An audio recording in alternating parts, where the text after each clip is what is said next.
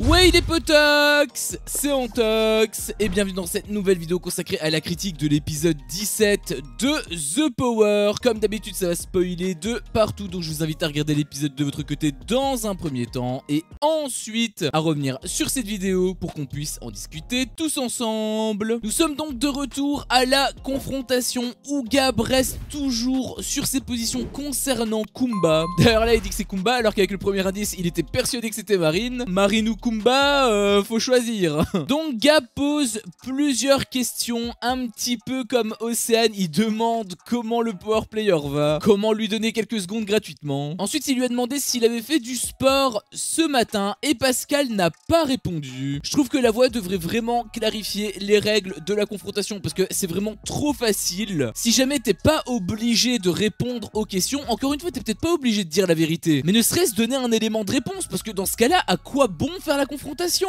Simplement les power players ils disent salut, ils attendent pendant 2 minutes et ensuite ils disent au revoir, ou alors il faut s'en landrir. Ensuite la discussion se poursuit et Gab restait toujours orienté sur Kumba lorsqu'il lui parlait. Il disait qu'il savait que c'était une fille, mauvaise pioche. Après il m'avait un petit peu fait rire car il disait que ce n'était pas le power player qui était à sa place, ce à quoi Pascal lui avait d'ailleurs répondu qu'il n'est pas à la sienne non plus. Et puis Gab avait rétorqué, peut-être que la semaine prochaine ce serait moi qui serai à la tienne et toi tu seras dans l'avion.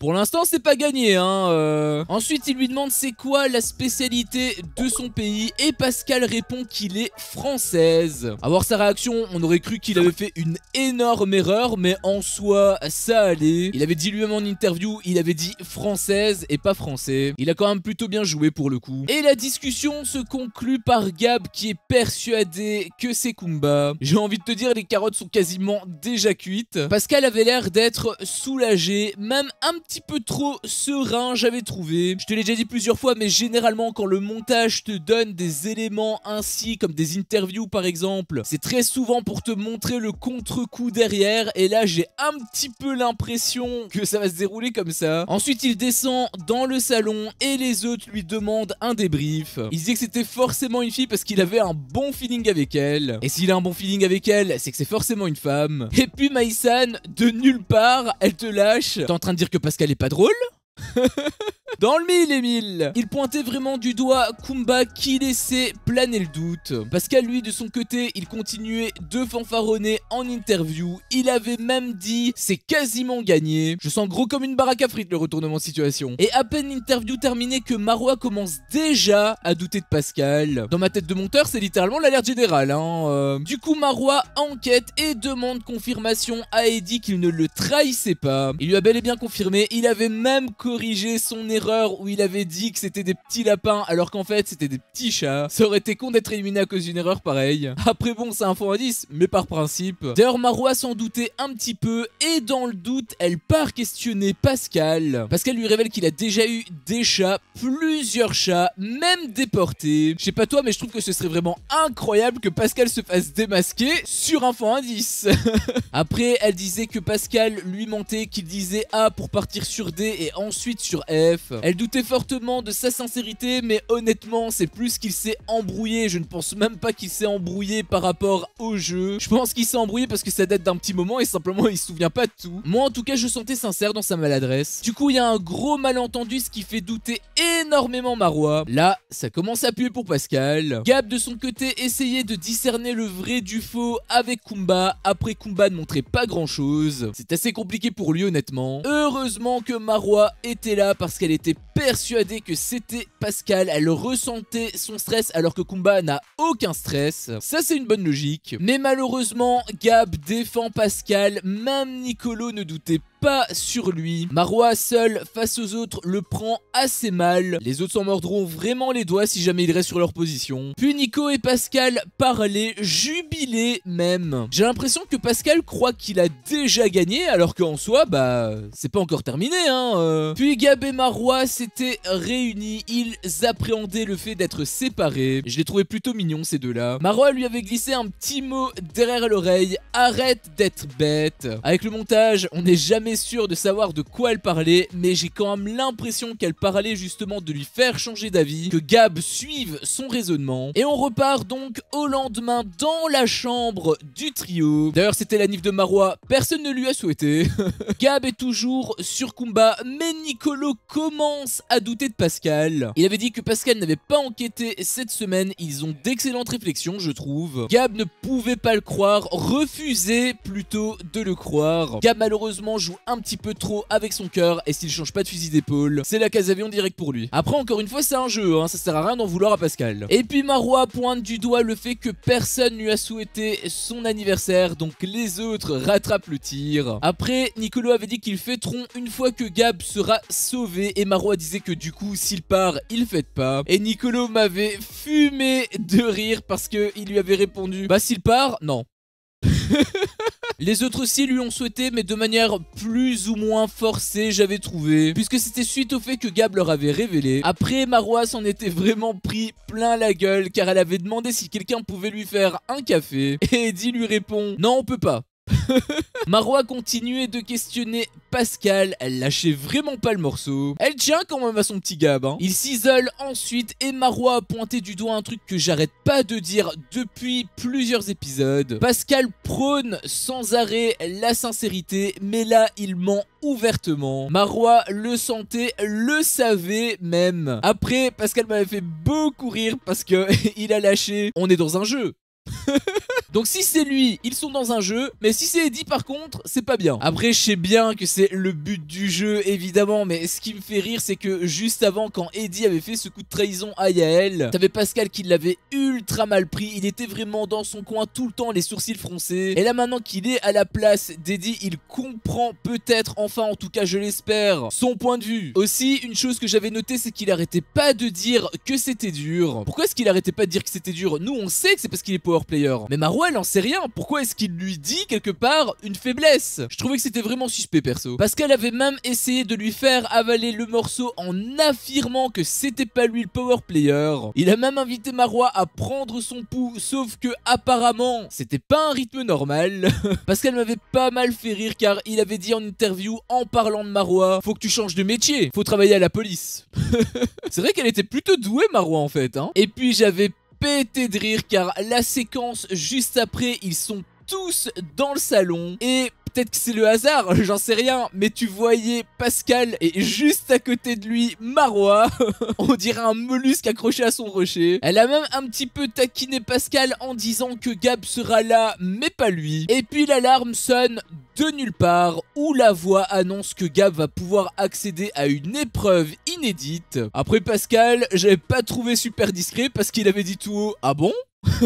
Ça commence un petit peu à être visible là hein. La voix lui révèle donc qu'il peut découvrir un indice supplémentaire. Et là pour moi Pascal il a commis l'erreur irréparable, à l'image un petit peu de Maïsan. Parce que suite à cette annonce t'as Pascal qui se tient le visage comme ça entre ses mains avec une tête mais complètement décomposé. Pour moi, d'un point de vue extérieur, rien que cette réaction, c'est l'alerte rouge. Et il a pas réagi dans un coin, il était complètement au milieu du salon là hein. Gab était juste en face de lui. Et donc le petit jeu est simple, il y a un indice caché sur la terrasse dans une zone délimitée par des petits drapeaux. Et Gab a 5 minutes pour le trouver, sinon, je cite la voix, il s'autodétruira. Elle s'est crue dans Mission Impossible ou... Alors après j'aimerais quand même faire une petite parenthèse. Je trouve que c'est quand même plutôt cool pour Gab parce que du coup il peut bénéficier d'un indice supplémentaire. Mais en même temps je trouve que c'est pas très juste pour Pascal et au-delà de ça je trouve que c'est pas très juste non plus pour Yael et Océane. Bah oui parce que eux ils ont pas bénéficié de 3 indices, ils en ont eu que 2. Je trouve pas ça très fair play de la prod en fait. Donc le chrono démarre et Gab commence à chercher. Après Nicolo avait dit aux autres qu'il pouvait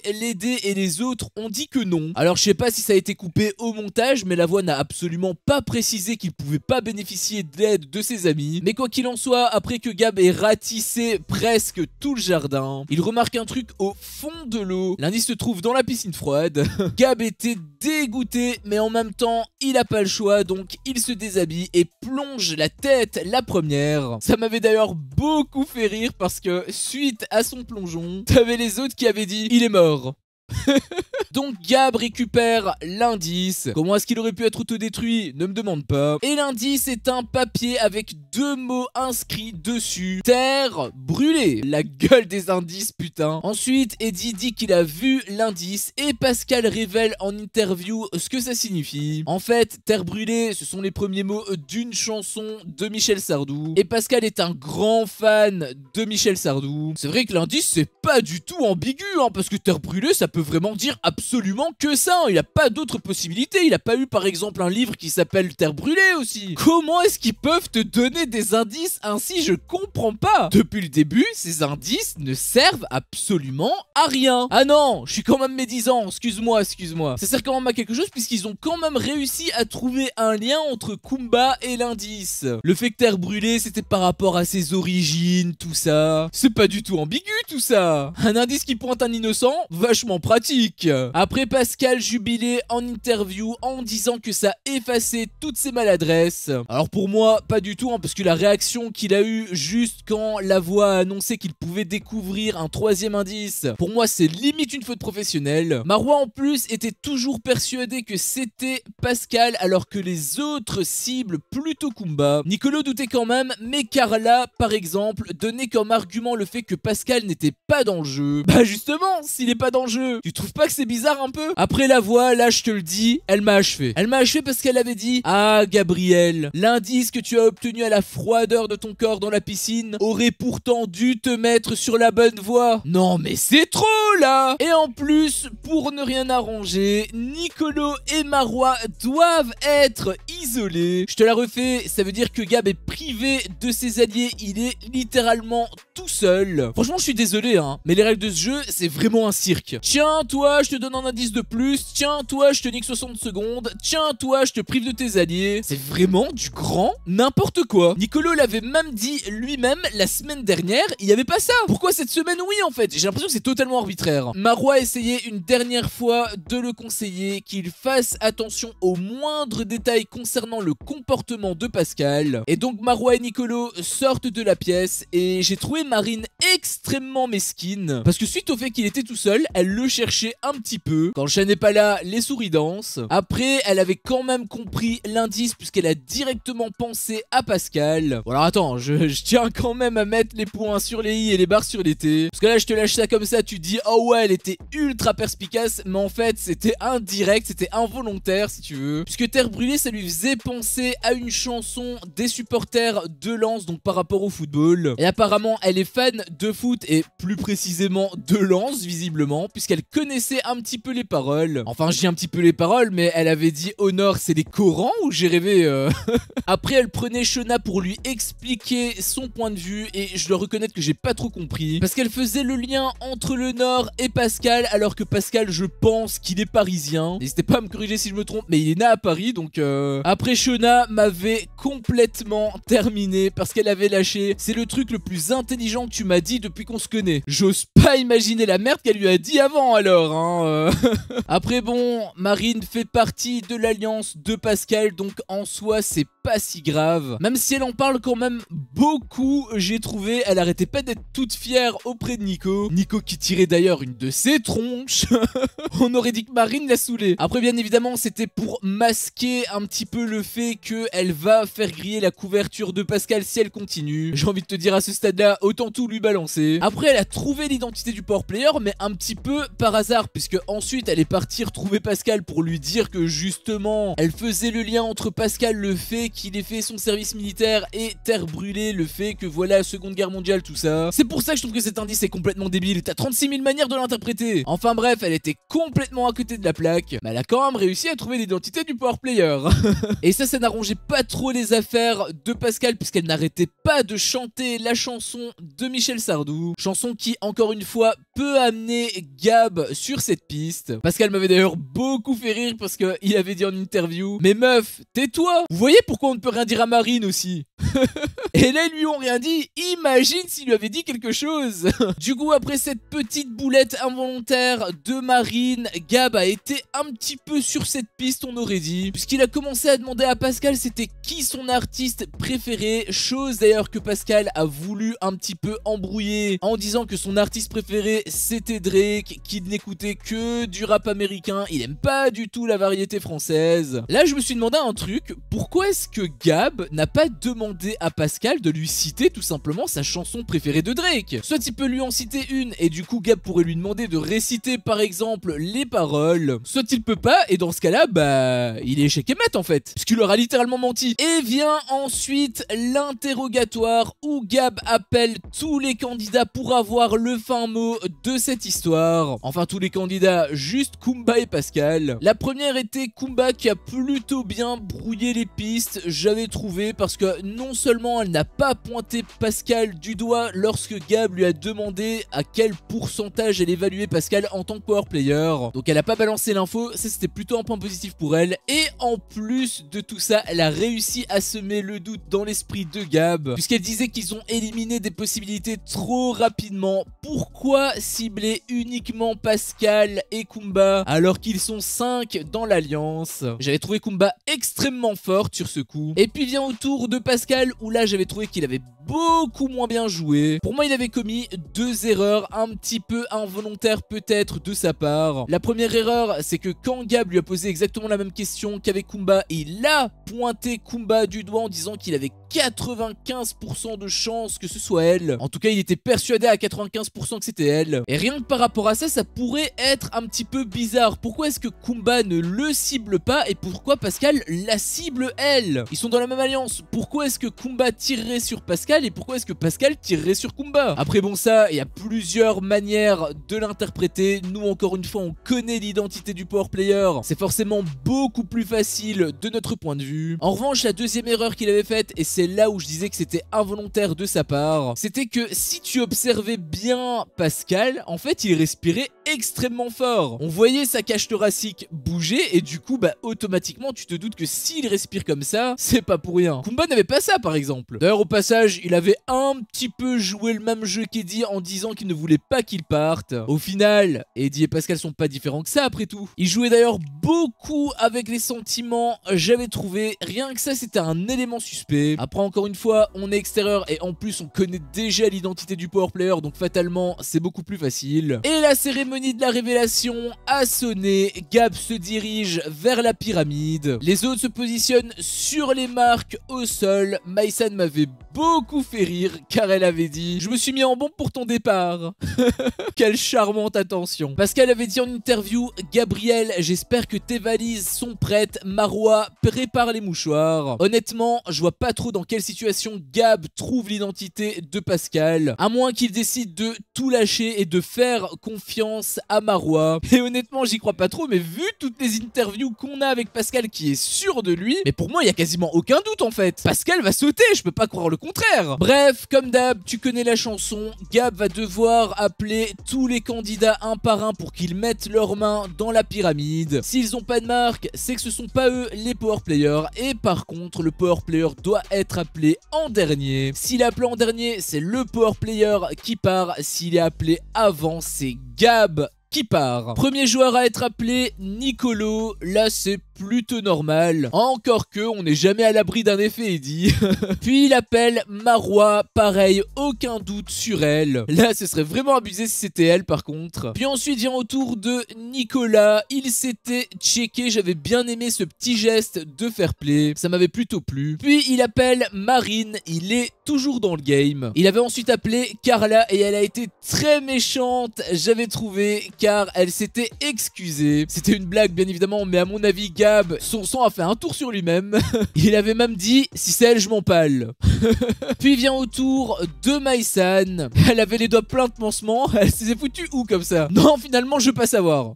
Non, en fait, si, je veux bien savoir, en fait. Puis vient au tour d'Eddie, toujours dans le game. Puis vient au tour de Shona. Les taux commencent à se resserrer. Il était d'ailleurs très nerveux, mais au final, c'est pas elle. Et donc, il reste plus que 2 candidats, Kumba et Pascal. Et forcément, l'épisode devait nous laisser sur ce cliffhanger. J'ai envie de te dire, c'était inévitable. Bref, c'était mon avis sur cet épisode. Un épisode qui était plus ou moins sympa, j'avais trouvé. Il y avait quelques petits trucs intéressants, notamment le fait que Marois ait enquêté, le fait aussi que Gab ait dû chercher l'indice. Après, je trouve pas ça très correct de la part de la voix, mais bon, c'est que mon avis. En revanche, si je dis plus ou moins, c'est parce que je trouve que cet épisode a été un petit peu étiré en longueur. Bref, c'était un petit peu divertissant, mais clairement pas essentiel. Et je pense que s'ils sont restés aussi longtemps sur elle, tu te doutes aussi, c'est pour conserver ce cliffhanger de fin d'épisode. Qui est-ce que Gab